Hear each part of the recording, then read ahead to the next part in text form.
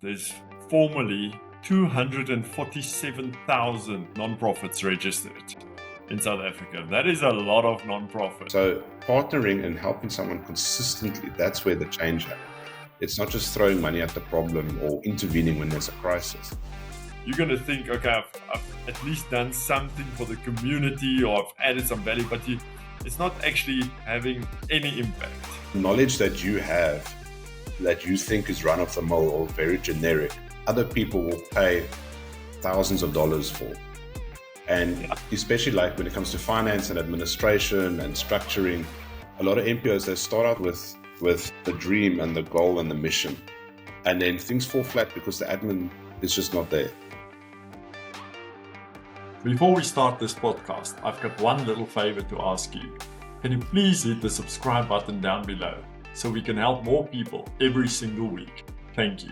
Welcome to the Right Place podcast, where we learn with you how to navigate the world by building connections that matter, relationships that last, and businesses that thrive.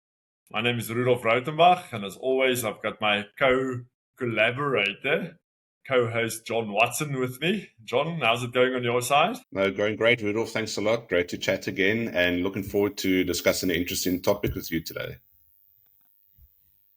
It's been a while since we've recorded our own one. You've been doing quite a bit of recordings with guest speakers, and I think all fascinating conversations, but I've almost missed this, where we just sit and chat about something and you realize that it's not normal. We're not getting together as much as we used to be. And I think we're both used to having these chats and adding some value to people's lives, and I'm happy to be back and doing it. And John, maybe to kick off with, I recently was sitting on a flight and reading through a magazine.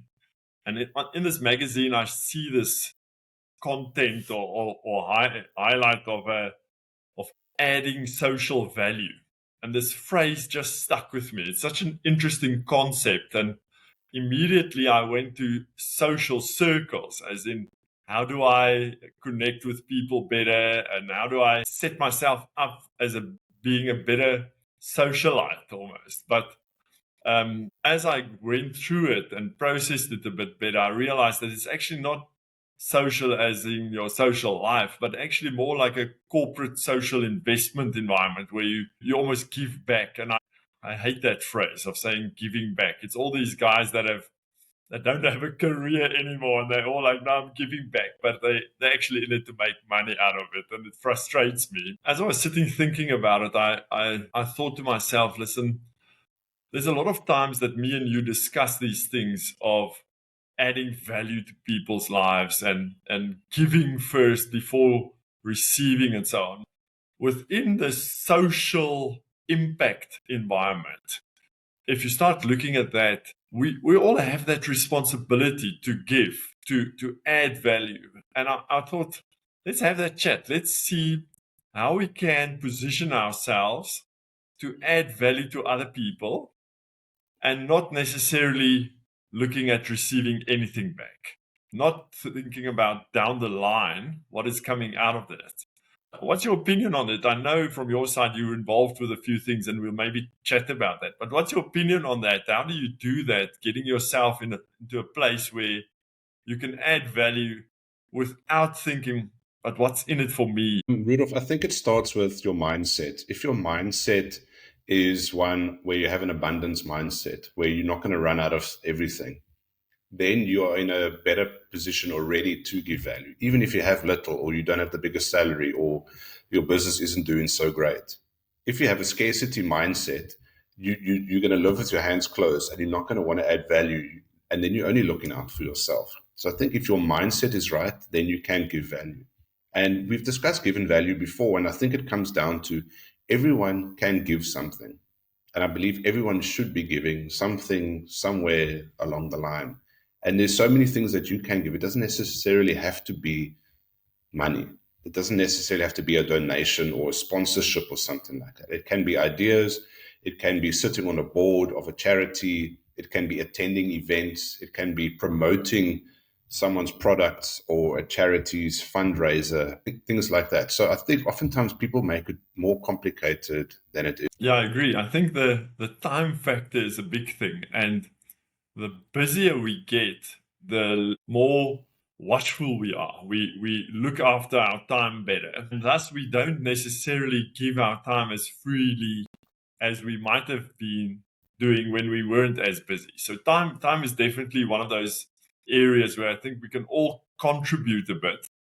But if you don't have a lot of free time available in a week or in a month, it would be good to ensure that you look at where you can add the most value. There's no sense in attending an event where you're just going to sit and not do anything or not contribute to it. So if you want to make that impact, it needs to be at a place where your skill sets and their requirement, what they need, is aligned. Because otherwise, you're just going to be there. You're going to think, okay, I've at least done something for the community or I've added some value, but it's not actually having any impact. I think that alignment of what is the need on their side versus what do I have to give, what can I offer, needs to be addressed first and needs to be looked at before you commit to any of those. I think if you don't do that, you're also going to run out of steam quickly. You're going to maybe contribute once or twice, but because it's not something that you are really passionate about or you're really good at, that value diminishes quite quickly, and thus you won't continue with it over the longer term. Yes, I agree with you there. I think it is something where you need to find the right match. We need to find the right needs where you can make an impact. And you don't want to be one and done. I believe whatever you do, can I do this consistently? Is this going to make a difference consistently? Because oftentimes I feel people that partner with organizations or charities, they're trying to solve the wrong problem. Or they come in with a corporate mindset and they're trying to turn the charity into a business. Or they come in with very airy-fairy stuff when they need a lot more practical help. So I think you just need to understand, how can I help? What is the actual need and where can I make a difference? And then be honest about it. If I can't help, at least connect the organization with someone that maybe can connect, or another organization that can help them, or another person in your network. I think sometimes there's a bit of a disconnect, and the expectations are not on the same page. Good. So, John, you've been involved with LIV Cape Town, LIV Cape Town, for a while. Maybe as an intro to the IBN and CBN discussion, tell me a bit about what is LIV about, what do you do there, what's your role as well? Give us some background as to what LIV does specifically. So LIV is an early childhood development center. They've got a couple of centers around South Africa. It was started by Titch and Joan Smith many years ago in KZN. And Rob and Nikki Mason run LIV Cape Town, which is in Fisantekraal Township, just outside of Durbanville. And they've built an early childhood development center there that caters to 100 children, I think between the ages of 2 and 5. And the children are fed every day. They do classes, they do reading, they do activities. They've got a veggie garden, they've got a jungle gym. And it's a real safe space for the community, for the children. And because the children are taken care of, that means the mom and the dad can go and find work. Obviously, in these townships, the unemployment rate is usually very high. So someone with a job is maybe supporting between 8 and 20 people, which is horrific if you think about it.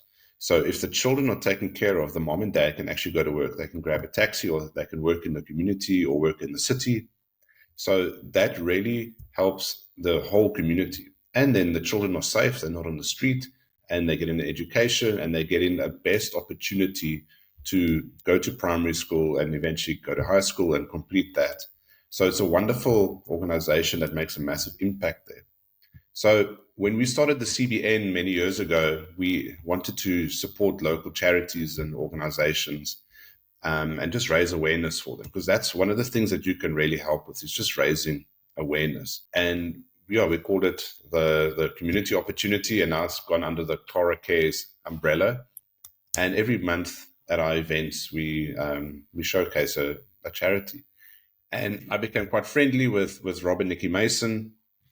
and we showcased LIV quite a few times, and they are well loved in the community, and there's a lot of support from the business network for LIV Cape Town. And then a couple months went by, and they approached me to join the board. And it's a non-paying position. I don't make a cent out of it. And I think my contribution there is ideas. I love sharing ideas and what can we do, and then helping out on a practical side. Anything that needs to be done at the building there, or fundraising, or John, come and look at this, or help with that, then I try and do that. And then we obviously have our regular board meetings. We look at the finances. We pray about the vision and the mission and everything that goes with it.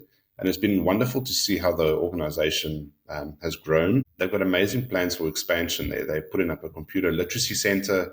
They want to add a wellness center and just make that whole organization and their footprint there in Fisantekrol just a shining light in the community, where we helping the children, but also helping then the adults and the parents as well.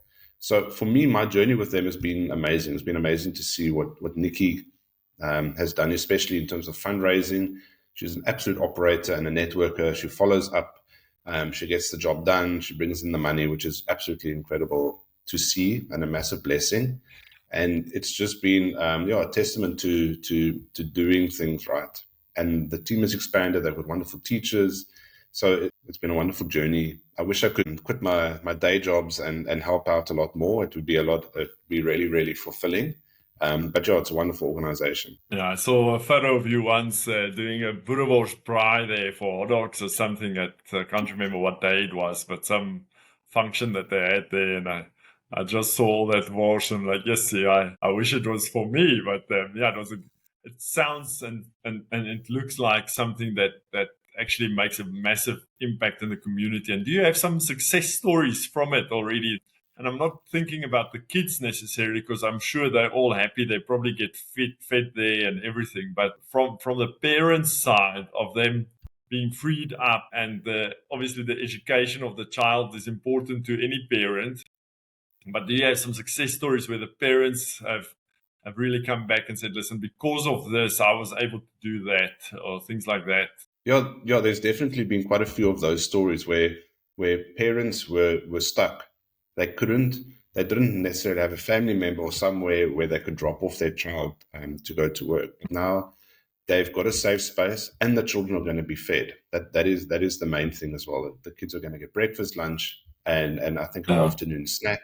So that has really helped the parents not have to worry. And also, it's from early in the morning till late afternoon. So that gives the parent enough time to drop their child off, get transport, go to work, come back, use transport to get back to LIV and pick up their child. So I think there's probably quite a few stories like that, but it hasn't just been about the parents getting work. I think it's been the community now has started using the building. People park their cars there safely. People arrange functions and events there. They rent out the hall, which brings in additional revenue to the organization. So the whole community has embraced LIV Cape Town as a safe space and a place where really good things can happen. I mean, there's also every Sunday there's a church that rents out the space as well, which is really good. So it hasn't just been a school, it's actually been used by the community for other things. And they've got the veggie garden going, they've got solar now, so they're pretty much off the grid. They've got a borehole as well. So it's just an absolutely wonderful and happy space. And that time that you saw me braaiing there was a overseas group, I think it was from the Netherlands. I think a group of about 20 students that came out, and they spent a whole day at LIV Cape Town playing with the children, fixing up some things, and we braaied for them. So I mean, they've even got some international attention as well, which is really special. Yeah, it's amazing. I think a project like that, if done correctly and sustainably, because the problem is that we sit with these fly-by-night things where it's a big passion project, and then as soon as that initial funder climbs out or moves on, then the whole thing stops. So I think it's very interesting to hear the successes and the time frame as well, how long it's been going already, that it's really embedded in the neighborhood, in the area, that it's not just something that passed by like a soup kitchen that comes once a year, and then you're not hungry for the rest of that day, but the rest of the year it's rubbish. So I think, yeah, very good project to be part of as well, and well done there to all of you. I think when I first met Nikki, I was almost overcome with how passionate she is. She's really driven. She's quite bubbly as well, I'm sure, by nature. But you could see that this project is almost her life. It's her full-time job, and she absolutely drives that. And I think it spills over to people that she contact and gets in contact with. So yeah, very good project to be part of on your side as well. And as you know, I've been within the BE space where I obviously work quite a bit. I think for that specific meeting, you obviously introduced me to them to see what we can do and so on. And I spilled out a number of potential ideas, and it came to a point where I think I had about 5 meetings with different NPOs on more or less the same thing. And you said, listen, but you write the book. So I wrote the book on how you can utilize BE for nonprofit fundraising and more sustainable income, maybe. And what that's done is we had a Irene Business Network event purely on nonprofits to discuss how people can get involved, to discuss the governance behind it. Because I think if I'm going to put money into some project, I want to be sure that they're using that money properly, and how the nonprofits can position themselves for that. And what was interesting for me on that specific night is we had 3 charities there. The one was Bundle of Grace, quite well known with them. They look after newborn babies, where kids born, they go and pray for the parents. They hand the mum a mummy bag, a baby bag with lots of goodies and a Bible and things like that. And then, yeah, they literally just almost pray life over this new child's future and life. And they're doing good work. They're quite active and busy, especially in the area where I stay, with all the public hospitals around and so on. And then the second charity was more to do with young girls. So it was, you get born, and then they look after girls. And Karen that drives that spoke about all the fundraising that they do and how you can get involved. And then the last one was street showers, which was such an interesting concept. So it's for people that live on the streets, and they've got mobile showers that they put out within that specific day. They've got people to do massages, health checks, teeth, eyes, everything. They get haircuts, they take a shower, they get fed.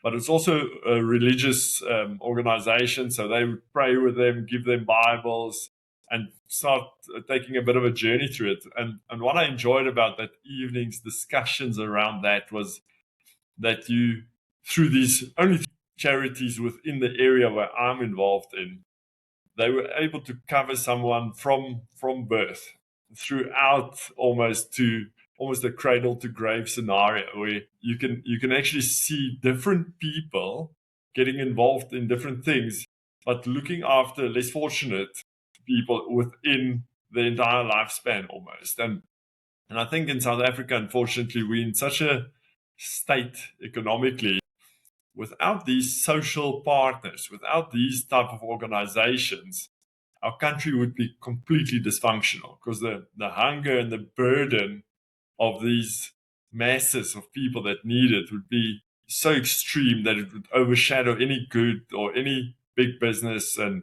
so on. So I think there's really a place for that, and a place for all of us to get involved in, embed our knowledge, to give our time, and obviously money as well, money or goods or services that we can assist with. Yeah, I think it's wonderful, Rudolf. I think you hit the nail on the head there, especially in a country like South Africa. We need civil society and the non-profit society to come together, because government can't do everything, and government can't reverse all the ills of the past. And without these organizations, I mean, it would just be, half the country would be destitute. And you look at some of the bigger organizations like Gift of the Givers, they do absolutely incredible work. They are at the scene of many disasters way before the government departments even know there was a disaster. You need organizations like this to step in and make a difference. And I think that is where people can help. And I think the whole point of these organizations is to fill the gap, but then also to partner with corporates and individuals to really make a difference, because they can really make a difference. We want to cure poverty. We want to cure unemployment. We want kids to have a better chance at education. Well, it starts young. It doesn't help you go and try and intervene when they're teenagers. Sometimes it's often too late. They just don't have the foundation. But if you can get the kids early, give them a safe space, give them warmth and comfort, and just give them a bit of a head start, or just a regular start that a lot of our own children have received, it can make a massive difference further down the line. So I think there's a lot of opportunity there for people just to help. And I think it isn't just about money. It's about what else can I bring to the table. Yeah, as you're talking now, I'm thinking of one of the statistics that I stumbled upon when I was busy with a book as well, is that at the Department of Social Development, there's formally 247,000 nonprofits registered in South Africa. That is a lot of nonprofits. And we're talking about adding value. How can I add value in a social setting, in these type of organizations or charity? One of the things that I always wonder about is that I drive through these small towns in South Africa, and you see, okay, there's only 20 houses, but there are 10 churches. So people all go and they open up their own church because I don't get along with this one, or I believe something different, or whatever the case is. And I use that analogy because I do not believe that we need more charities. I don't think we need more of those. I think we've got plenty. Most of those 200,000 are probably dysfunctional, not functioning at all, maybe. Within South Africa, we have a lot of them that are prime. I mean, LIV, you mentioned Gift of the Givers. They're all functioning, they're working, they're doing their job, and so on. And I would almost encourage ourselves and others to rather take your knowledge, take your value, take your money to those that are already in place and see which one is the best fit for you. What do you have a passion for? What is it where you believe you can add value in terms of your expertise, of your physical skill set, or finances for that matter? And rather join one that is existing and build that up than trying to start another one, unless there's a real need. I mean, the LIV example that you gave, there might be another township that needs an ECD center. And that is all perfectly well. I'm not against that. I'm just saying, if I'm going to start a new street shower thing in Centurion or in Irene now, I'm just duplicating the effort, where I could rather sponsor a mobile shower and be part of that bigger organization, which already has their marketing in place. They've got their branding in place. They've got structures and people and connections in place. I could rather be an extension of that than to go and do completely my own thing. So I think in that way, we also strengthen these organizations rather than splitting it up, so that we're all rather king of our own little throne, but no empire to rule over. I agree with you. I think there is a lot of very worthwhile charities out there, but a lot of them are struggling. And I think if someone comes alongside and said, look, let me partner with you, or let me take care of your social media, or let me help you, let me connect you with the right people, help you with your branding, that can make a massive difference. I'm all for quick wins and instant results. And I mean, I've said this a few times this year, you don't need a 5 to 10 year strategic plan to change the world. You just maybe need to give 5 minutes or 5 hours of your time a month, and you can turn a charity around, or you can partner with them to make a bigger impact. So I really agree with you in terms of finding those that are near to you, and maybe you've got a passion for the same cause. Maybe your passion is education, or it's homeless people, or it's food, or it's more on the entertainment side. There are so many organizations that work with people like that, especially in our rural areas and the townships that are just outside of most of our cities. There's a lot of organizations there. And that is where you can meet so many amazing people and you can make a big impact. I always cringe a little bit.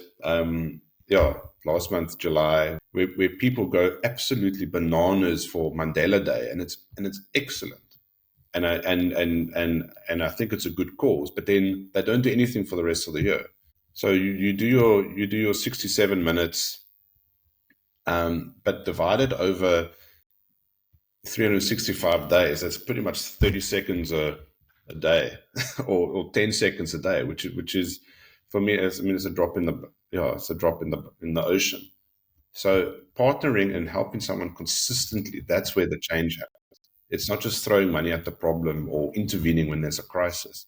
Consistent help and consistent contribution, I think that can make the lasting change. And I've seen that with Nikki as well, who is consistent in approaching sponsors, sorting out problems. That is why the charity is such a success. It's the consistency of doing things.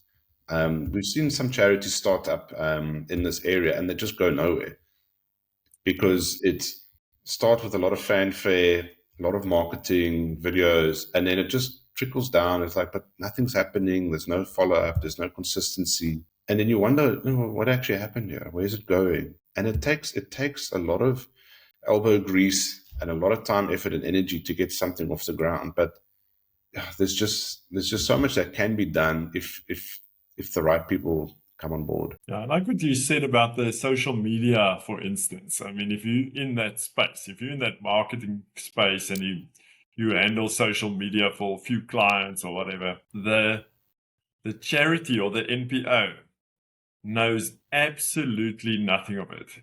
To you, it's almost run of the mill. You are so used to it. You do it every day. It's what you do for a living.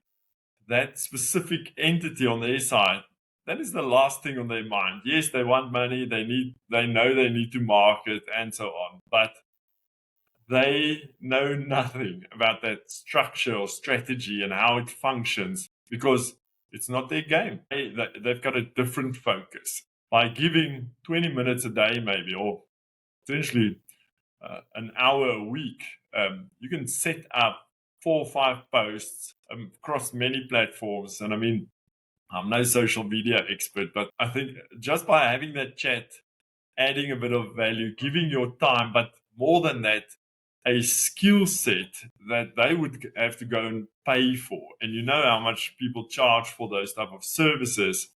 It's a massive gain for that entity if someone would take that off their hands and just handle that. And the same with potentially doing their books, both in finance, actually doing their accounting, keeping their records, ensuring that their governance stays in place, which I think leads to the demise of a lot of these charities. It's a non-profit, so money is not the considered factor. Yes, we needed to do what we do, but I don't have to report and so on. That world has completely changed. The reporting and with the King report and things, it's all about your profits and losses, but then you go into what am I doing for the communities and so on, if you look at corporate structures and so on. So we need to, we can give what we regard as almost run-of-the-mill, normal things, basics. But to that specific entity, that could be absolute expertise. And interestingly, Ricardo Weingart, who was the speaker at the IBN in June, spoke about, he's a NPO lawyer. So he's probably the top guy in South Africa, in my mind, that talks about governance and legal things behind nonprofits. And it's the only thing he works with. He only does nonprofits. He doesn't do corporate legal stuff.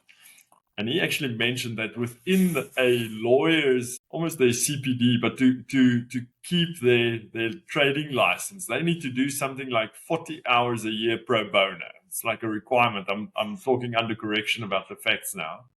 He says, but if you are an NPO, approach those guys and say, listen, I know you're a lawyer, you're in legal space.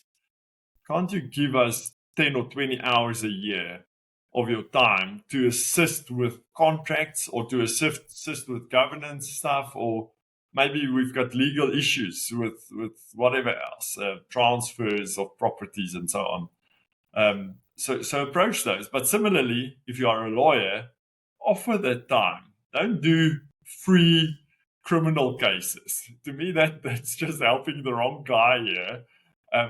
Go into spending your time on a cause that would make a difference to the country. And I think I'm talking about the legal stuff because Ricardo mentioned it, but similarly for accountants, for social media guys, for the legal exits, it's the same thing. We've got a skill set that those guys can only dream of, and that would make a world of difference to them. And I think that's how we can add value. The value lies in spending your time at the right place. And that means that we are connected to that entity because we believe in what they do and we want to see them succeed. We want to impact on them growing and building their brand as well, while we just doing what we do for a living almost, and just give a bit of our time for that. Rudolf, that's such a good point that you make. And it's something that Justin Welsh has spoken about on LinkedIn a few times. He says, the knowledge that you have that you think is run of the mill or very generic,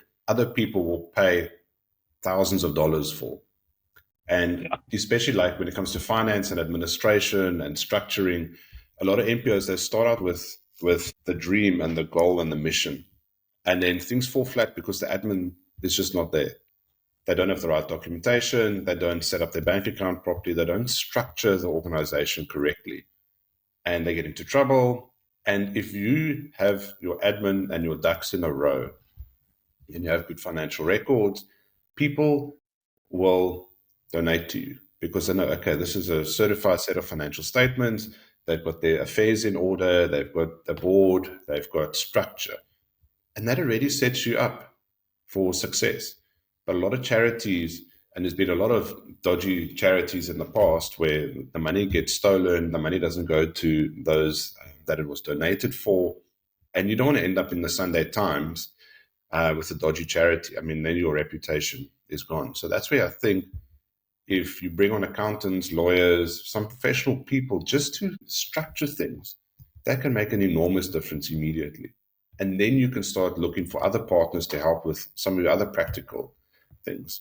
So, and then, I mean, this doesn't cost money. You're donating time and expertise to help someone on the right path to find the right place for their charity. Good, John. We need to close off. I wanna just come back to not expecting anything in return, and I think we've been talking about it quite a bit in a corporate setting almost, where you network and you add value to the other person first, but we all network because obviously we want to expand and grow our businesses and whatever else. But I think in this regard, it's really something that you have to sort out for yourself in terms of, why am I really doing this? Why am I part of this? Why am I giving my time? Am I in it for my own personal gain? Or am I actually doing it because I believe in this, I want to make it succeed? And almost to leave a bit of a legacy as being part of that process going forward. And you might not be the founder, but you definitely assisted then. And I think the value in that is almost a personal satisfaction part, but also seeing something coming off the ground, being built and being a success gives me a lot of fulfillment.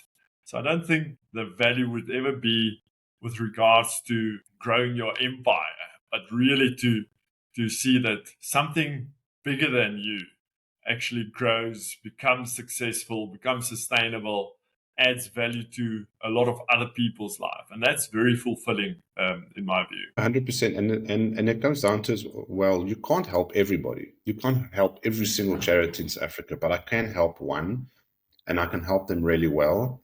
And I can help them on a daily basis, weekly basis, monthly basis. And I can give my best contacts, my best advice, can connect them with the right people. I can show up to fundraisers. And that, if everyone just did that for one charity, I mean, we changed South Africa pretty quickly. But It seems that the same people are involved at a couple of different charities, And there's other people that just don't give a stuff. They are not interested whatsoever. It's all about them and building up their empire. But I mean, something that we also didn't touch on is supporting a charity organization is excellent networking because it's good for your visibility.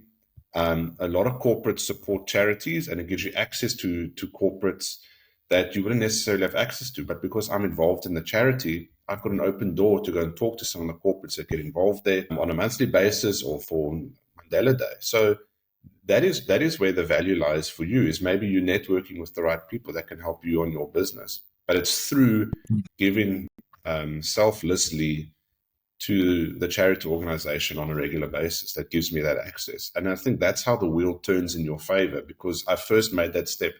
It's if I get nothing out of this, but I make an impact and I see happy children and safe and people operating in a safe space, that's enough. But on top of that, if I connect with the right people and they buy from me or they become my client, excellent.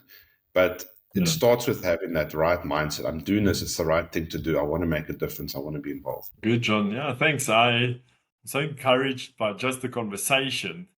Apart from the fact that I think it would maybe have an impact in a lot of people's lives that listen to this, but I'm so encouraged by this that I do think there's a space for this to grow quite a bit over and above just this conversation. I see a lot of NPOs and I chat to a lot of different people in this space, and there's really a need for assistance over and above money.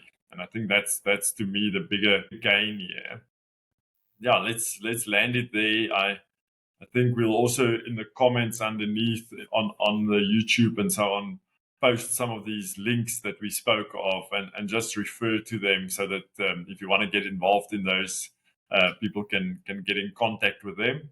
All noble and worthwhile causes, I think, that make a difference in people's lives already, and that you can just partner up with and maybe expand on. So yeah, good value there.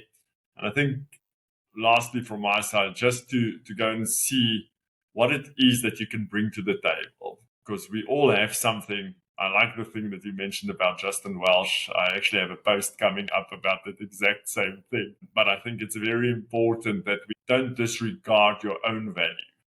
And Reinhard also once mentioned to me that no one can give from an empty cup.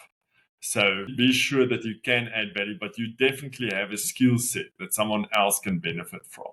And if we just take that, we'll make a difference in this country. Excellent, Rudolf. No, I really love the topic. I mean, as always, we could talk for hours on this and explore it from many different angles, but just want to encourage people, you've got value, see where you can add value, and the right doors are going to open up for you. Thanks, John. We'll chat. Cheers, Rudolf.